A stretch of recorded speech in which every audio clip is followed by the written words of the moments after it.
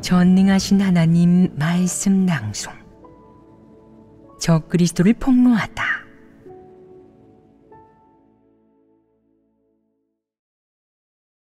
제9조. 두각을 드러내고 자신의 이익과 야심을 충족하기 위해 본분을 이행할 뿐 하나님 집의 이익은 생각조차 하지 않고 심지어는 하나님 집의 이익을 팔아넘기며 하나님 집의 이익을 대가로 개인의 명예를 얻는다. 3. 1. 적그리스도는 책망과 훈계를 어떻게 대하는가? 적그리스도는 지위와 명예에 대한 야심과 욕망이 엄청나서 보는 사람으로 하여금 역겨움과 혐오를 느끼게 한다. 이는 적그리스도의 본성 본질이 얼마나 추악하고 사악한지를 보여주기에 충분할 것이다. 그럼 적그리스도의 본성 본질을 보여주는 구체적인 모습에는 어떤 것들이 있겠느냐? 먼저 적그리스도가 책망과 훈계를 어떻게 대하는지 살펴보자. 받아들이지 않고 증오합니다. 어떻게 증오하느냐? 자세히 말해보아라. 어떤 적그리스도가 많은 악행을 저질렀는데 형제자매들이 그의 모습을 폭로했을 때 회개하기는커녕 마음이 몹시 강팍해 후회하는 마음조차 전혀 없었습니다. 억울하다는 생각까지 했지요. 저는 이런 모습을 보았습니다. 그것은 적그리스도의 전형적인 모습이다. 책망과 훈계를 대하는 적그리스도의 전형적인 태도는 바로 죽어도 받아들이거나 인정하지 않는다는 것이다. 아무리 많은 악을 저지르고 하나님 집 사역과 하나님 선민의 생명 진입에 아무리 큰 손해를 끼쳐도 마음속으로 조금도 후회하거나 죄스럽다고 생각하지 않는다. 이러한 면을 볼 때 적그리스도에게 인성이 있겠느냐? 절대 없다. 그가 하나님의 선민에게 입힌 여러 해의 악과 교회의 사역에 가져다준 피해를 하나님의 선민은 모두 밝히 보았으며 적그리스도가 악행이 많다는 사실을 보았다. 하지만 적그리스도는 그 사실을 받아들이지도 인정하지도 않는다. 또한 끝까지 그것이 자기 잘못이 아니라고 우기면서 자신의 책임을 인정하지 않는다. 이것이 적그리스도가 진리를 싫어하는 모습 아니겠느냐? 적그리스도는 이렇게 진리를 싫어하고 수많은 나쁜 짓을 저질렀음에도 죽어도 인정하지 않고 끝까지 고집스럽게 군다. 여기에서 적그리스도가 하나님 집의 사역을 중요하게 생각하지 않고 진리도 아예 받아들이지 않는다는 사실을 충분히 알 수 있다. 그는 하나님을 믿으러 온 것이 아니다. 그는 사탄의 종으로 하나님 집의 사역을 방해하고 교란하러 온 것이다. 적그리스도의 마음 속에는 오직 명예와 지위뿐이다. 그는 자신이 잘못을 인정한다면 그 책임을 져야 할 테고, 그러면 그의 명예와 지위는 큰 타격을 받을 것이라고 생각한다. 그래서 죽어도 인정하지 않는 태도로 대항한다. 다른 사람이 아무리 폭로하고 해부해도 그는 귀를 쓰고 부인한다. 그가 고의로 부정하든 무의식적으로 부정하든 여하튼 이런 모습에서 한 측면으로는 진리를 싫어하고 증오하는 적그리스도의 본성 본질이 드러난 것이다. 다른 한 측면으로는 적그리스도가 자신의 명예와 지위, 이익을 몹시 소중히 여긴다는 것을 보여준다. 반면 교회의 사역과 이익에 대해서는 어떤 태도이겠느냐? 무책임하고 경시하는 태도이다. 그에게는 양심과 이성이 전혀 없다. 적그리스도가 책임을 미루는 데서 이런 문제들을 보여주지 않느냐? 책임을 미루는 것은 한 측면으로는 진리를 싫어하고 증오하는 그의 본성 본질을 보여주고, 또 다른 한 측면으로는 양심과 이성이 없고 인성이 없음을 보여준다. 형제자매의 생명 진입이 그의 교란과 악행으로 인해 얼마나 큰 손해를 입었든 그는 마음속으로 죄책감을 느끼지 않고 괴로워하지도 않는다. 이것이 어떤 존재겠느냐? 그가 조금이라도 잘못을 인정한다면 그래도 약간의 양심과 이성이 있다고 할 수 있다. 하지만 적그리스도는 이 정도의 인성조차 갖추고 있지 않다. 그러니 이런 부류의 사람은 어떤 존재겠느냐? 적그리스도 부류 사람의 본질은 바로 마귀이다. 하나님 집의 이익이 그로 인해 아무리 큰 손해를 입어도 보지 못하고 마음속으로 조금의 괴로움과 가책도 느끼지 못하며 죄스러운 마음은 더더욱 없다. 이는 결코 정상인의 모습이 아니다. 이런 자가 바로 마귀이다. 마귀에게는 양심과 이성이 전혀 없다. 적그리스도는 나쁜 일을 얼마나 많이 저질렀든 교회 사역에 얼마나 큰 손실을 끼쳤든 인정하는 법이 없다. 인정하는 것은 곧 자기가 잘못했다는 의미라고 그는 생각한다. 내가 잘못을 저지를 수 있는 사람이야? 나는 영원히 잘못을 저지르지 않아. 나한테 잘못을 인정하라고 한다면 그건 내 인격을 모욕하는 것 아니겠어? 설사 그 일이 나와 관련 있다고 할지라도 내가 저지른 건 아니야. 내가 주요 책임자도 아니고. 책임 소재를 묻고 싶다면 나 말고 다른 사람한테 가란 말이야. 어쨌든 나는 그 잘못을 인정할 수 없으니까. 나는 그 책임을 떠맡을 수 없다고. 그는 잘못을 인정하면 정죄받을 것이며 사형을 판결받아 지옥으로 유황불못으로 떨어질 거라고 생각한다. 너희가 말해보아라. 이런 사람이 진리를 받아들일 수 있겠느냐? 진실로 회개하기를 기대할 수 있겠느냐? 다른 사람이 어떻게 진리를 교제해주든 그는 마음속 깊이 언제나 반발하고 힘겨루기를 하며 반항한다. 교체된 후에도 결코 잘못을 인정하지 않고 전혀 회개하는 태도를 보이지도 않는다. 10년 후에 그 일에 관해 언급해도 스스로를 인식하지 못하고 자신이 잘못을 저질렀다고 인정하지 않는다. 또 20년이 지나 그 일에 대해 언급해도 여전히 자신을 인식하지 못하고 자신을 위해 변명하고 변호까지 한다. 더 가증스러운 것은 30년이 지나도 그 일에 관해 말하면 그는 여전히 스스로를 인식하지 못한 채 자신을 위해 변명하고 변호하면서 저는 잘못을 저지르지 않았으니 인정할 수 없어요. 그건 제 책임이 아닙니다. 제가 책임질 필요는 없죠. 라고 말한다는 사실이다. 누가 생각이나 했겠느냐. 30년이 지났는데도 적그리스도는 교회에서 내린 처분에 반발하는 태도를 갖고 있으며 그동안 조금도 바뀌지 않았다는 것을 말이다. 그렇다면 그는 지난 30년을 어떻게 지내왔겠느냐. 설마 하나님 말씀을 읽지 않고 자신을 반성하지도 않았겠느냐. 설마 하나님께 기도하지 않고 하나님과 마음을 나누지도 않았겠느냐. 설마 설교 교재를 듣지 않았겠느냐. 설마 생각도 정상인성의 사유도 없겠느냐. 그가 지난 30년을 어떻게 살아왔는지 정말 알 수가 없다.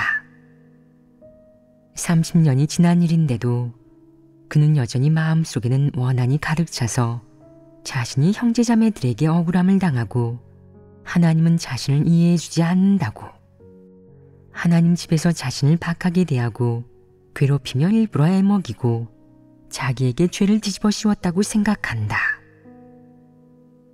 너희가 말해보아라.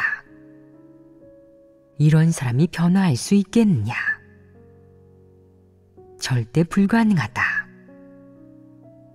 그의 마음은 긍정적인 사물에 대한 적의와 반항, 대항으로 점철되어 있다. 또 그는 다른 사람이 그의 악행을 폭로하고 그를 책망하고 훈계하여 인격을 깎아내렸다고, 자신의 명예를 더럽혔다고, 자신의 명예와 지위에 크나큰 타격을 주었다고 생각한다. 그는 단 한 번도 그 일을 갖고 하나님 앞에 나아와 기도하며 구하지 않았고 자신의 잘못을 인식하지도 않았다. 또 회개하고 잘못을 인정하는 태도를 보이지도 않았으며 더욱이 하나님 말씀의 심판과 형벌을 받아들이지도 않았다.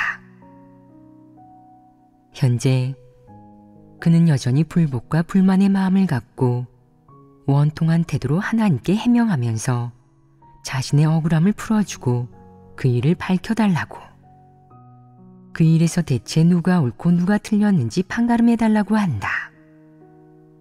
심지어는 그 일 때문에 하나님은 공의롭다는 것을 의심하고 부정하고 하나님 집은 진리가 권세 잡고 하나님이 권세를 잡고 있다는 사실을 의심하고 부정하기까지 한다. 적그리스도에게 책망과 훈계가 임하면 마지막에 이런 결과가 나온다. 그들은 진리를 받아들이느냐? 그들은 진리를 전혀 받아들이지 않는다. 죽는 한이 있어도 말이다. 여기에서 적그리스도의 본성 본질이 진리를 싫어하고 증오하는 것임을 알 수 있다.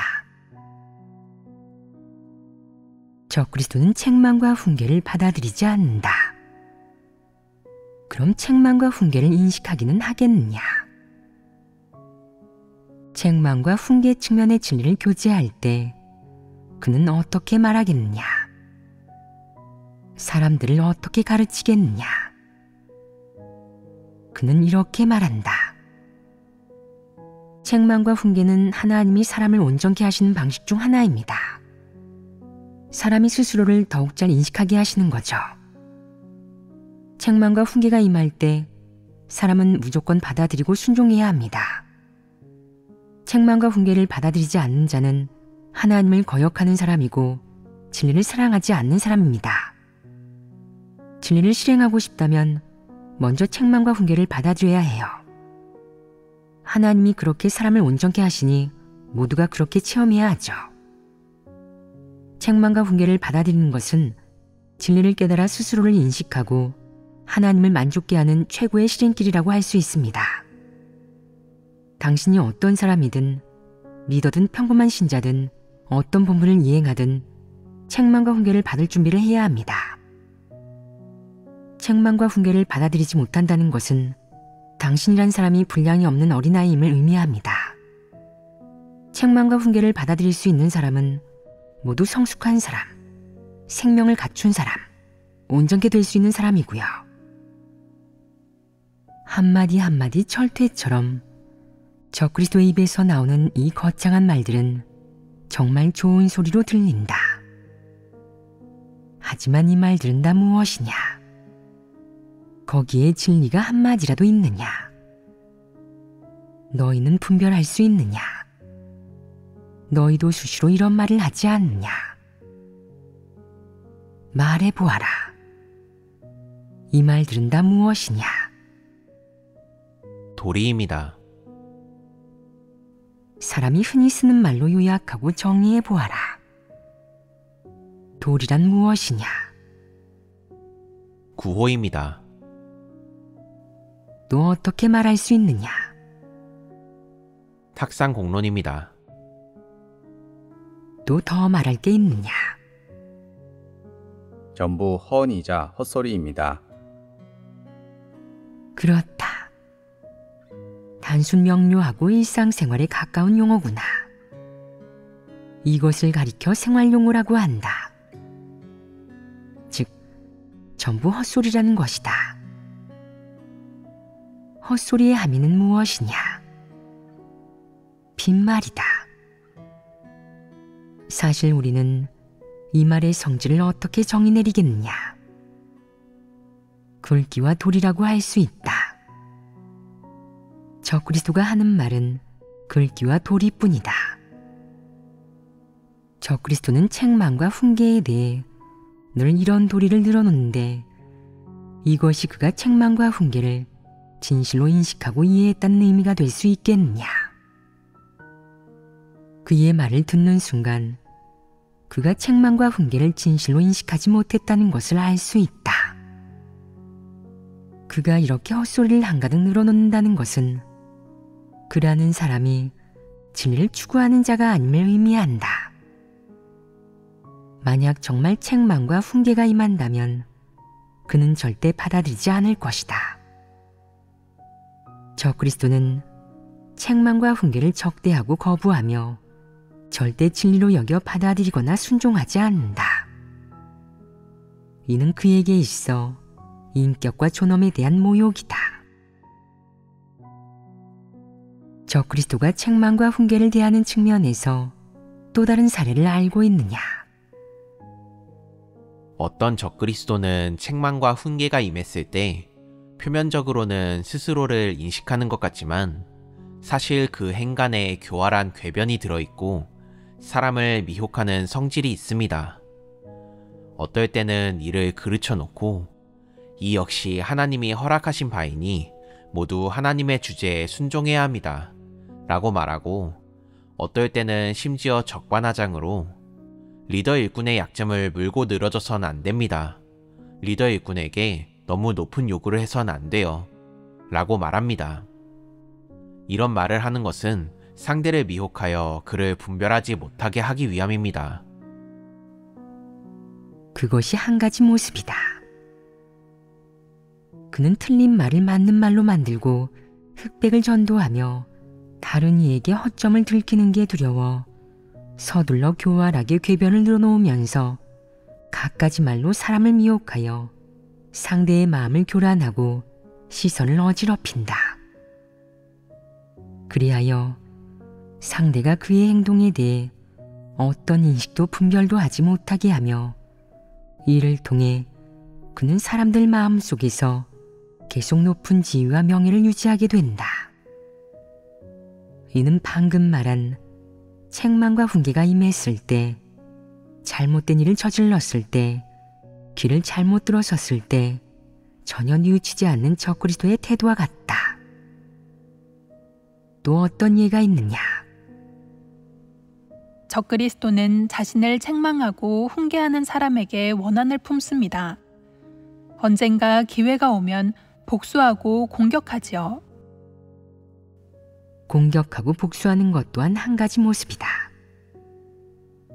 이것이 자신의 지위와 명예를 지키는 적그리스도의 모습과 어떤 관계가 있겠느냐? 그는 왜 상대를 공격하고 복수하겠느냐? 그를 책망하고 훈계한 사람은 그가 저지른 악행과 사실의 진상을 폭로하여 그의 지위와 명예에 피해를 주고 사람들 마음속 그의 이미지를 망쳐놓았습니다. 그래서 적그리스도는 그 사람에게 원한을 품는 것입니다. 그렇다. 그런 관계가 있다. 그는 자신을 책망하고 훈계한 상대가 많은 사람 앞에서 자신을 폭로함으로써 자신의 체면을 떨어뜨리고 난처하게 했으며 자신의 명예를 훼손하고 사람들 마음속 자기 지위를 급전직하시켰다고 생각한다. 그래서 복수하려는 것이다. 이 일에서 그는 명예와 지위에 타격을 입었다. 그리하여 원한을 풀고 마음속 분노를 발산하기 위해 기회를 잡아 자신을 폭로하고 책망하고 훈계한 자를 공격하고 복수하려는 것이다. 적그리스도에게는 또 어떤 모습이 있느냐? 어떤 적그리스도는 정말 교활합니다. 다른 사람이 책망하고 훈계할 때 겉으로는 반항하거나 어떤 태도를 보이지 않을 수도 있고 오히려 스스로를 인식할 줄 아는 것 같지만 시간이 지나면 예전과 똑같이 악을 저지릅니다. 진실한 회개라고는 찾아볼 수 없습니다. 그는 이런 허상으로 사람을 미혹합니다. 이 또한 한 가지 모습으로 그렇게 행동하는 적그리스도 부류가 있다. 그는 속으로 이렇게 생각한다. 푸른 산이 있는 한 뗄나무 걱정은 없는 법이지. 일단 꾹 참고 나를 간파하지 못하게 하자. 내가 대놓고 부딪히면서 책망과 훈계를 받아들이지 않는다면 당신은 내가 진리를 실행하지 않고 진리를 사랑하지 않는 사람이라고 하겠지. 그런 소문이 나면 내 명성에 해가 될 거야. 형제자매들이 알게 되면 진리를 전혀 사랑하지 않는 사람의 인도를 절대 받아들이지 않을 테고, 먼저 좋은 이미지를 만들어야 해. 책망과 훈계가 임할 때, 누가 내 잘못이나 과오를 폭로할 때 꾹 참고 받아들이는 척 고개를 끄덕이자. 사람들이 빈틈을 보지 못하게 내가 마음속으로 무슨 생각을 하는지 모르게 말이야. 그 다음에 다시 거짓 이미지를 만드는 거야. 눈물을 좀 흘리고 하나님께 죄스러워하는 말을 좀 해서 일단 이 일을 대충 넘기자고. 그러면 형제자매들은 내가 진리를 받아들이는 사람이라고 여기겠지. 그럼 나는 당당하게 계속 리더 자리에 있을 수 있어. 그럼 내 명예와 지위는 유지되는 것 아니겠어? 그의 행동은 전부 허상이다. 말해보아라. 이런 무리를 간파하기가 쉽겠느냐? 이런 무리를 간파하려면 시간을 두고 관찰하고 접촉해서 일이 닥쳤을 때 그가 하나님 집의 이익을 지키는지, 진리 원칙대로 일을 처리하고 실행하는지 지켜봐야 한다. 그가 표면적으로 아무리 좋은 말, 옳은 말을 할지라도 그것은 한순간일 뿐 마음속 진실한 생각은 언젠가 드러나게 되어 있다. 하나님이 그를 드러내지 않는다고 해도 그가 자신의 진실한 생각과 본성 본질을 그렇게까지 꼭꼭 숨길 수 있겠느냐? 평생 숨길 수 있겠느냐? 불가능하다. 언젠가는 드러나게 되어 있다. 그러므로 적그리스도가 아무리 사악하고 교활해도 그의 일처리가 진리에 어긋나고 속셈과 목적을 내포하고 있다면 언젠가 진리를 깨달은 사람에 의해 분별되고 간파된다. 이 부류의 적그리스도는 가장 교활해서 겉으로는 진리와 긍정적인 사물을 받아들이는 것 같지만 사실 마음속 깊이 본질적으로 진리를 사랑하지 않으며 나아가 긍정적인 사물과 진리를 싫어한다. 이 부류는 말지간이 있기에 평범한 사람들은 분별하지 못한다. 오직 진리를 깨달은 사람만이 그들을 분별하고 간파할 수 있다.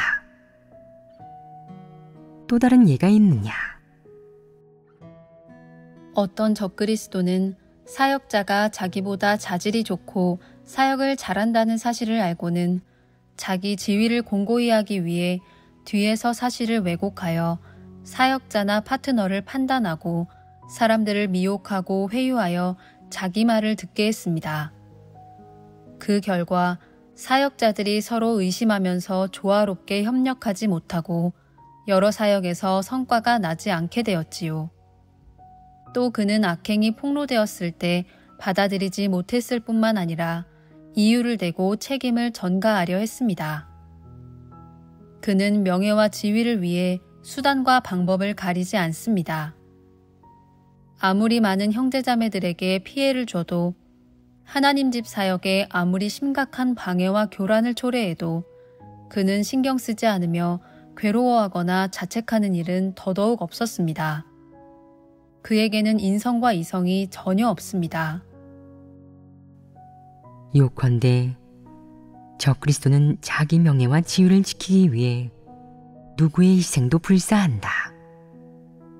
모든 사람을 짓밟아 자기 지위를 지킨다고 해도 눈 하나 깜빡하지 않을 것이다. 자기 명예와 지위를 지키기 위해서라면 그는 다른 사람이 죽든 말든 신경 쓰지 않으며 하나님 집의 사역과 교회의 이익은 안중에도 없다. 그에게 그런 것들은 고려 범위 안에 있지 않다. 이런 행동을 볼 때 적그리스도는 하나님 집 사람이 아니라 섞여 들어온 이방인임을 알 수 있다. 하나님 집은 그의 집이 아니므로 하나님 집의 모든 이익은 그와 무관하다. 그는 하나님 집에서 권력을 잡고 사람을 통제하는 목적을 지니며 개인적인 야심과 욕망을 충족하려고 할 뿐이다. 이런 본성 본질 때문에 적그리스도는 절대 책망과 훈계도 어떤 측면의 진리도 받아들이지 못한다. 방금 말한 예를 통해 적그리스도 부류는 명예와 지위를 추구하는 야심과 욕망을 지니고 태어났음을 알 수 있다. 그는 그렇게 타고난 부류이고 그 부류의 본성 본질을 지닌다. 그것은 절대 후천적으로 학습되거나 환경적으로 생겨나는 것이 아니다. 후천적으로 병을 얻은 게 아니라 선천적으로 유전병을 갖고 태어난 환자와 같은데 그런 종류의 병은 아무도 치료할 수 없다. 적그리스도 부류는 선천적으로 명예와 지위를 추구하는 야심가로 마왕의 환생이나 다름이 없다. 적그리스도는 진리를 싫어하고 증오하며 하나님의 심판과 형벌을 전혀 받아들이지 못한다. 그래서 어떤 책망과 훈계가 임하든 받아들이지 못하는 것이다. 만약 평범한 형제자매가 책망한다면 그는 더더욱 받아들이지 못한다. 당신은 나를 책망할 자격이 없어. 그럴 주제가 못 된다고. 당신이 하나님을 믿은 지 며칠이나 됐지? 내가 하나님을 믿기 시작할 때 당신은 태어나지도 않았어. 내가 리더가 될 때 당신은 하나님을 믿지도 않았고. 그는 형제자매의 책망과 훈계에 이런 태도를 보이며 자격과 경력에 초점을 맞추고 이런 이유로 거부한다. 그럼 상부의 책망과 훈계는 받아들일 수 있겠느냐? 그의 본성 본질을 보면 마찬가지로 받아들이지 못한다. 설령 겉으로는 뭐라고 하지 않을지 몰라도 마음속으로는 반감을 갖고 거부할 것이다. 이는 의심의 여지가 없는 사실이다. 정말 상부의 책망과 훈계가 임할 때 적그리스도가 가장 흔히 보이는 모습은 바로 온 힘을 다해 이치를 따지고 궤변을 늘어놓아 책임을 전가하려 하며 나아가 모두를 속이고 기만하는 일로 얼렁뚱땅 넘어가는 것이다. 적그리스도는 상부의 책망과 훈계를 피하기 위해 늘 모두를 속이고 기만하는 수법을 쓴다. 예를 들어 교회에 많은 문제가 존재해도 상부에 보고하는 법이 없고 형제자매들이 보고하는 것도 용납하지 않는다. 보고하는 사람은 그에게 억압당하고 배척당한다. 그래서 많은 사람이 자기와 무관한 일은 관심을 갖지 않으며 무골호인 역할을 하는 것이다. 적그리스도는 교회의 모든 문제를 철통같이 봉쇄하고 상부의 개입이나 관여를 용납하지 않는다. 상부의 사역지침에 대해서도 가능한 한 보류해 둘 뿐 아래로 전달하여 실행하지 않는다. 상부에서 안배한 사역이 그의 개인적인 명예나 지위에 어떤 영향도 미치지 않으면 표면적으로는 좀 설명을 하고 형식을 취하겠지만 실제적으로 실행에 옮기지는 않는다. 그의 명예나 지위에 위협이 되고 어느 정도 영향을 준다면 그는 생각할 것이다. 어떻게 할지, 어떤 사람을 대상으로 할지, 언제 할지 꼼꼼히 따져보고 마음속으로 몇 번이나 주판화를 굴릴 것이다. 교회의 사역에 문제가 생길 경우 그는 상부에서 그 문제를 알면 책망과 훈계가 임하거나 나아가 그를 교체할 수도 있다고 생각해서 문제를 덮고 상부에 보고하지 않는다.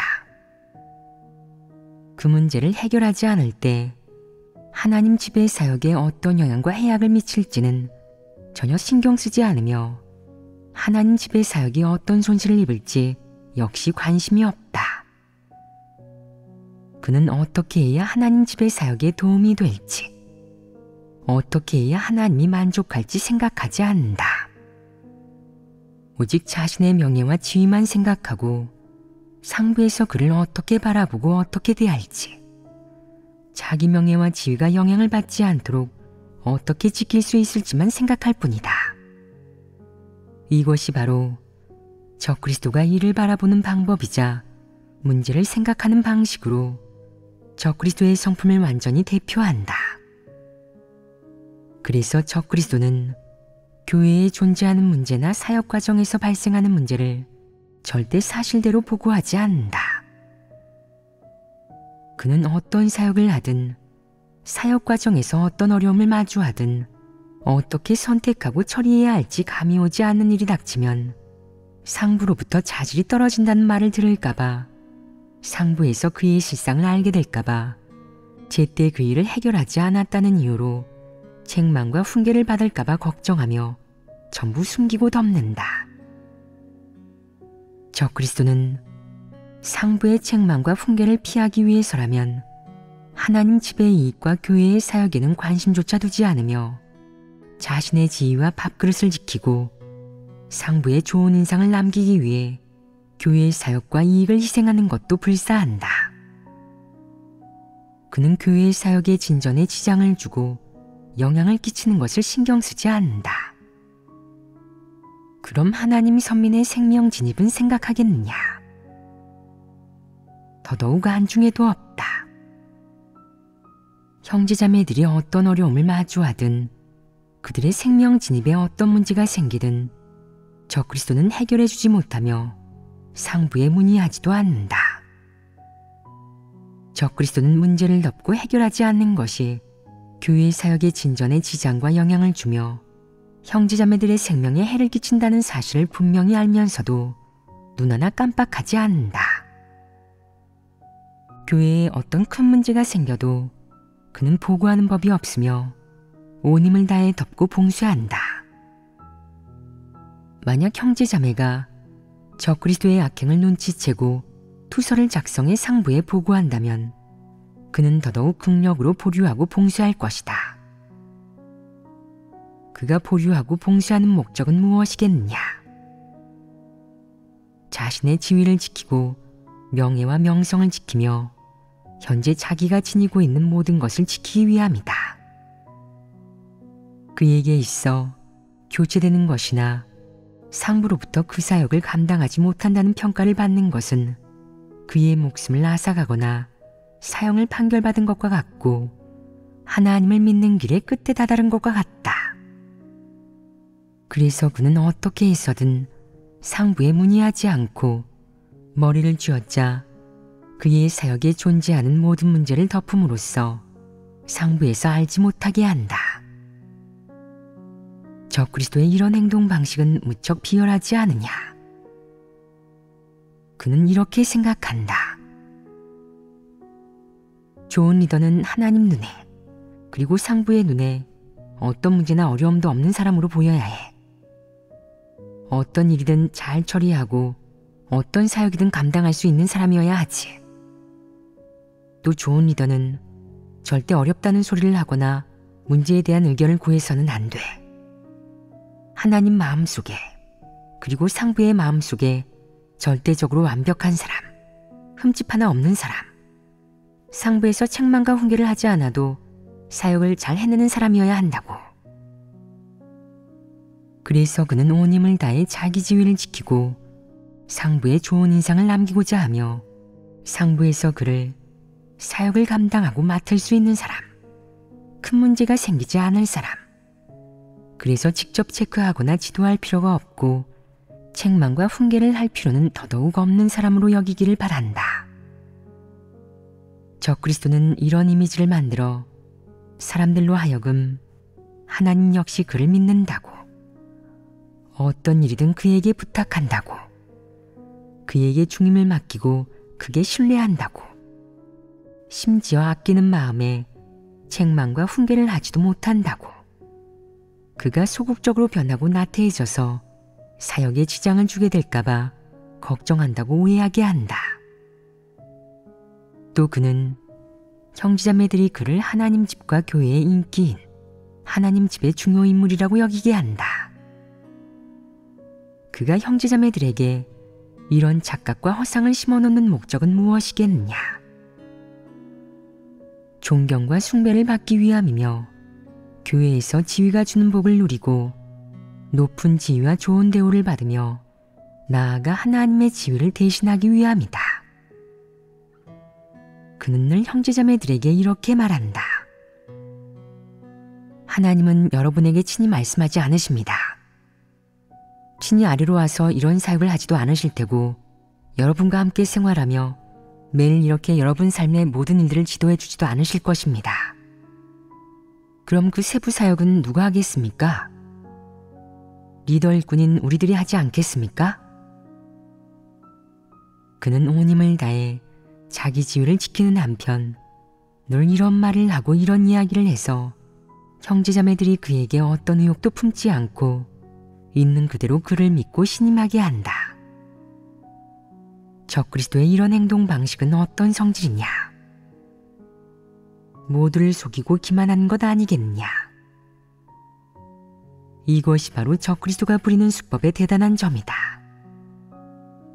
자질이 부족하고 진리를 깨닫지 못한 많은 사람이 적그리스도를 분별하지 못하고 그에게 미혹되고 이용당할 뿐이다. 만약 적그리스도가 대놓고 사람을 미혹하면서 상부에서는 저를 믿고 무엇이든 제 말을 듣습니다 라고 말한다면 너도 얼마간 경각심을 갖고 분별할지도 모른다.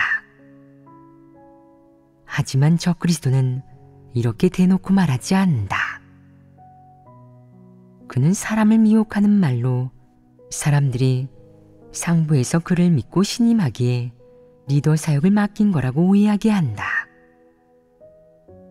분별력이 없고 진리를 추구하지 않는 바보들은 그렇게 속아 넘어가 그를 따르며 일이 생겨도 하나님에게 기도하거나 하나님 말씀 속에서 진리를 구하는 게 아니라 적그리스도 앞에 가져가서 그에게 해결법을 알려달라고 길을 선택해달라고 한다. 이것이 바로 적그리스도가 일을 처리하면서 달성하려는 목적이다. 만약 교회의 진리를 깨달은 사람이 몇 명 없어 적그리스도를 분별하고 폭로하지 못한다면 많은 이가 적그리스도를 믿고 숭배하고 따를 것이며 그의 통제 아래에서 살아가게 될 것이다.